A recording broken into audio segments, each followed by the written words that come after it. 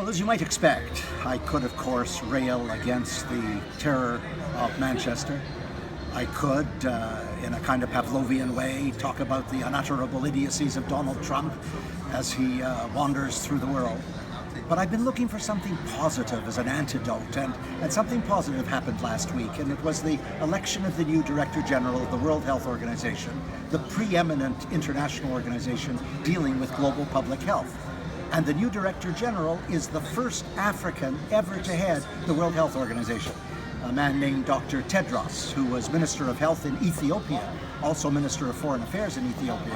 When he was Minister of Health, there was a dramatic reduction in deaths from AIDS, tuberculosis, and malaria, and he initiated a campaign to train 40,000 women community health workers, unprecedented in that country.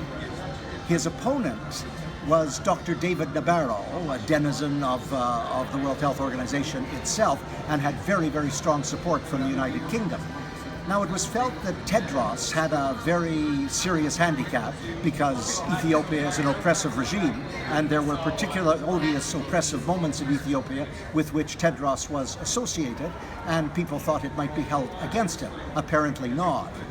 And there was another aspect that emerged at the 11th hour, which was unexpected and typical of UN elections. A man named Lawrence Gostin, Professor Lawrence Gostin of Georgetown University, an avowed voluntary advisor to Dr. David Nabarro, said that Tedros was not justified in running for Director General because he had failed to report cholera in Ethiopia. It's really fascinating the way these things work.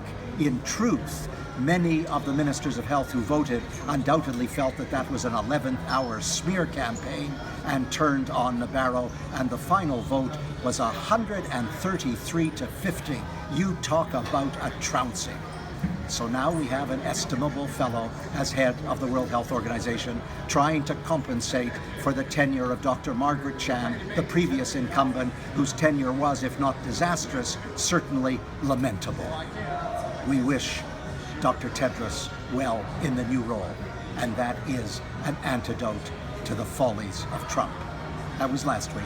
I'm Stephen Lewis.